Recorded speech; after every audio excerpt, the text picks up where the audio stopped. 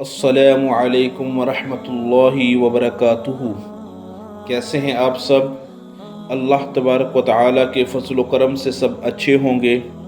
آج ہم گفتگو کریں گے خوابوں کے اوپر کہ رات کے کس ٹائم پر اگر انسان کو کوئی خواب آئے تو وہ خواب سچا خواب ہوگا یا وہ وسوسہ شیطانی ہوگا یا انسانی وہم ہوگا۔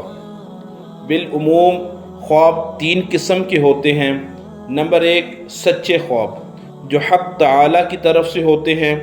نمبر دو، وسوسہ شیطانی، یہ خواب خیالات فاسدہ کے برابر ہوتے ہیں۔ نمبر تین، انسانی وہم۔ اگر کوئی شخص خواب رات کو 3 بجے سے لے کے صبح صادق تک یعنی کہ فجر کی اذان تک دیکھے تو وہ خواب حق تعالیٰ کی طرف سے ہوتے ہیں اور سچے ہوتے ہیں۔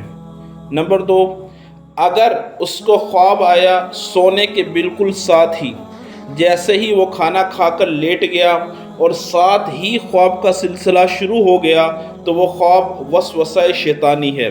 ایسے خوابوں کا کوئی اعتبار نہیں ہوتا۔ نمبر تین، انسانی وہم۔